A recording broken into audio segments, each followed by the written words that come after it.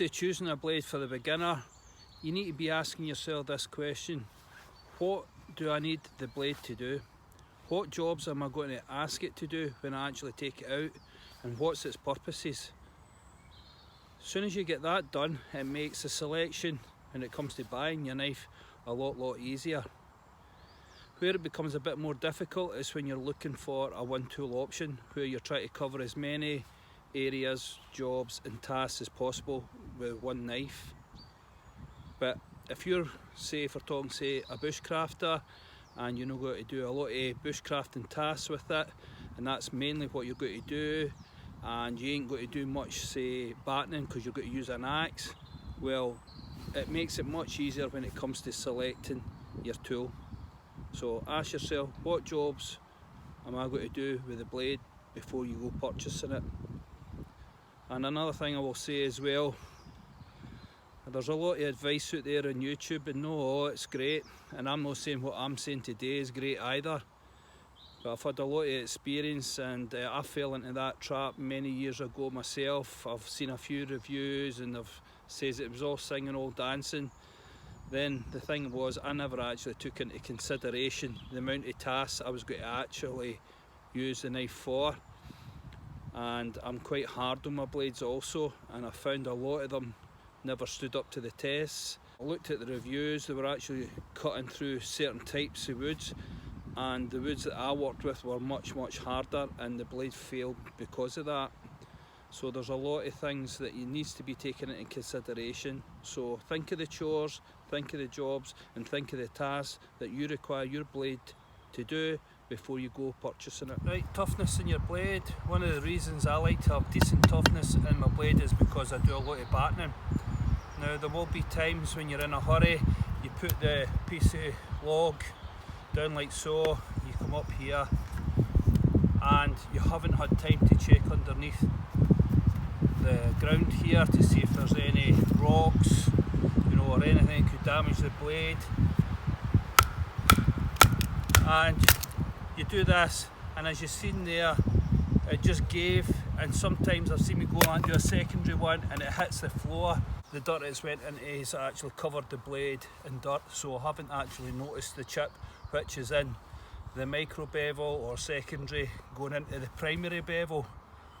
Okay, so where the blade toughness comes in on your blades is done through the heat treatment.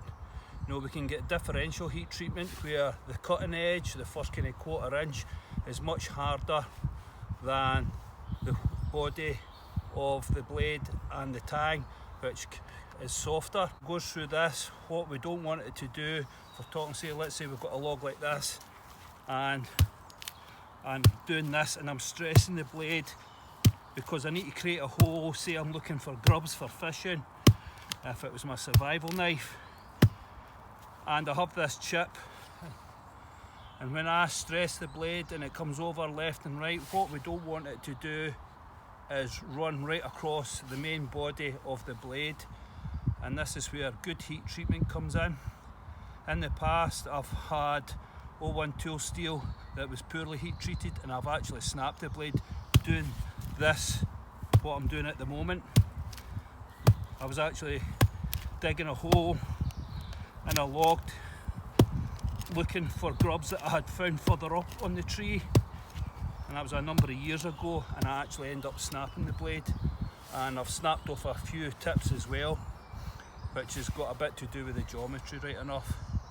But we're looking for good toughness in our blade, and what the toughness does is basically stops it from snapping off and that chip or crack running any further across the blade. Right, when it comes to the price of your new tool that you're going to buy, what I'm going to say here is basically go for the best quality blade that you can afford. Now if there's something out there and it's just out your reach at the moment, what I do personally is I get a money tin and I just put all my shrapnel in it, all my extra pennies that I find in my pocket, and I just gradually save up over the months until I get enough. And to me, that actually makes it sweeter once I actually get the blade. You know, I seem to appreciate it more because it's taken a bit of time and the anticipation of waiting for it. And I'm at a level now where I'm using a lot of custom knives, but you know, I started off with your Moras and all the cheap crap ones that you used to get at the fishing shop, you know, your Rambo knives and stuff like that. I think we all did, didn't we? But what I will say was go for the best quality that you can afford, and if you can't afford it, save for it, because I'll tell you right now, it's definitely worth it, because usually with the price comes better quality blades. It's not 100% true, but 9 times out of 10 it is. So yeah, save up for it, just have a bit of patience and you'll definitely appreciate it when it comes round. Edge retention for me is basically the cutting edge here, and its ability to cut through multiple different types of materials and do that repeatedly without dulling.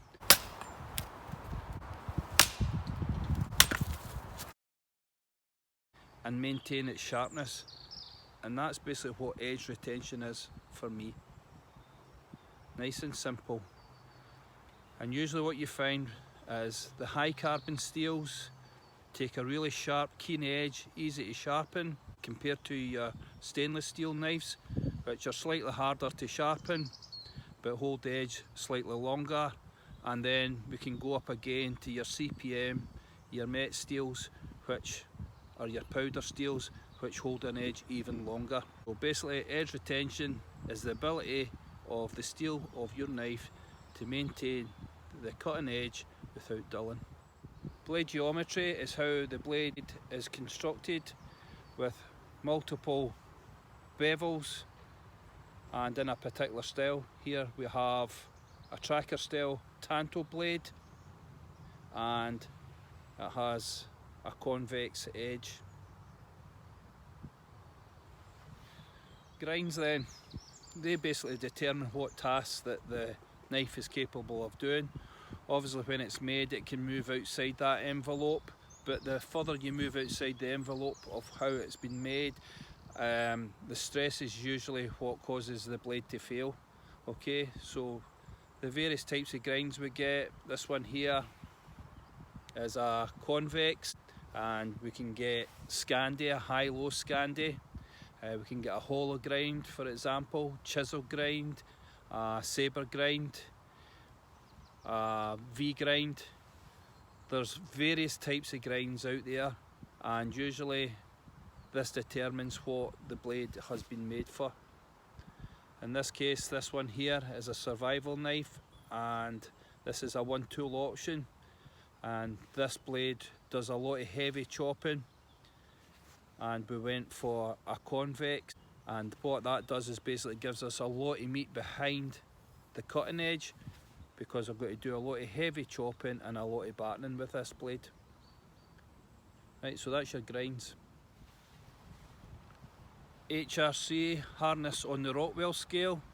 So when your knife is made, it's heat treated to a certain hardness, and usually your bushcrafters are around about 58 Rockwell hardness, and they can go higher, especially the CPM metals. You know, these can go up to 63, 64, and usually what that means, when like a high carbon steel, the higher it goes, usually the more brittle the blade can become, and the lower it is, the softer the blade is. And what I've found is basically that it can take more impacting blows when it's softer, and bilateral flexion, when you stick it in and you're twisting from side to side, I find for me the lower it is, the better it can cope with that. But a lot of these modern steels are absolutely fantastic, and they can take it even when it is up on the Rockwell hardness scale. So types of steel that the blade can be made of, usually it's a high carbon steel like your 1095 and your 01, your stainless steels, which can be like your B-cut, and the other class is the CPM, the powder steels, and that's the three kind of steels that mainly that we deal with our knives. And with the high carbon steels, these are very popular because they're easier to maintain, keep sharp, easy to take an edge with very sharpened tools, but the problem with it, it just doesn't hold the edge as long, and if it doesn't come with like an oxide coating, they're quite prone to rusting as well.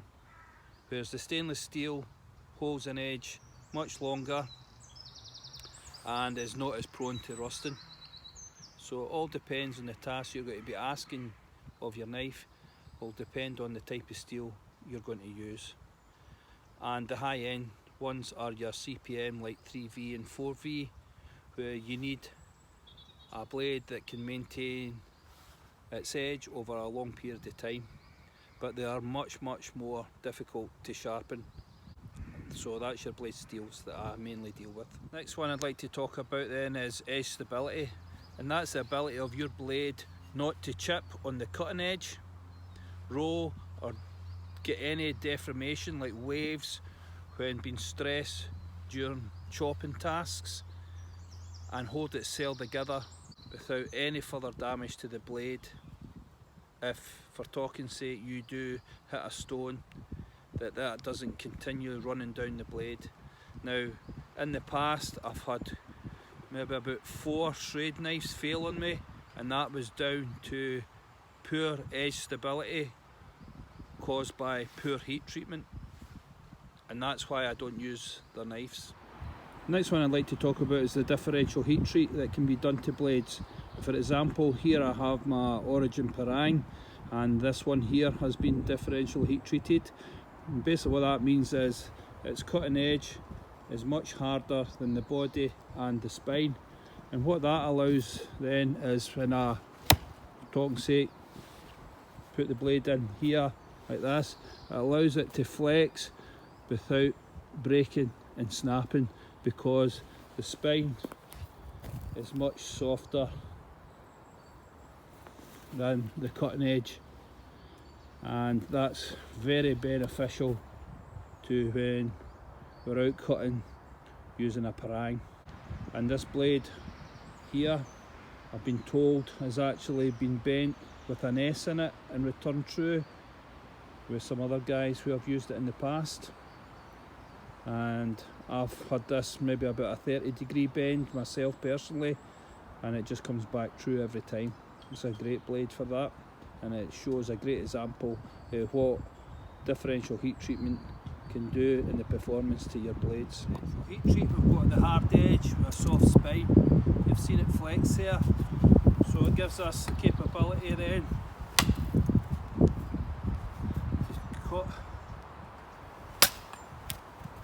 like that repeatedly with no damage to the edge.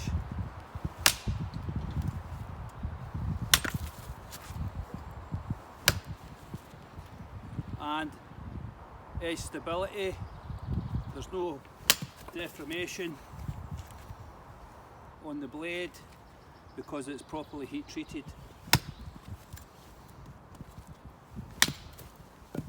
So here's 2 styles of blades. We have a bushcrafter, this is the Condor Pterosaur, used it for years, I've absolutely hammered the life out of that. And another one here, we have a tracker, and it's a Tanto style. So when it comes to purchasing your blade, the style maybe influence your purchase, okay, but the thing to remember is the jobs, the chores and the tasks that you're going to be asking that blade to do, and is that style suitable for the tasks ahead. You know, is a machete going to be any good for battening? Is a Tanto blade going to be suitable for bushcrafting? You need to ask yourself this when it comes to purchasing it. And some people prefer a drop point, some people prefer a clip point, some people prefer a Warncliffe style of blade. So take this into consideration when it comes to purchasing your next tool. Next thing I'd like to talk about is blade failures, and 9 times out of 10 that's down to user's error. Then we can have poor quality heat treatments that cause it to fail. I've had a few of them in the past myself. And pushing a blade outside the task that it was intended to be used for. Every blade can be pushed beyond these parameters, but how far you push it will determine how quick the blade will fail. Extreme temperatures can be another one that causes the blades to fail. When I served with the Marines in Norway, yeah, I had a few of the blades that I used back then snap because of the extreme temperatures. It just makes them extremely brittle, and that can be another reason that they fail.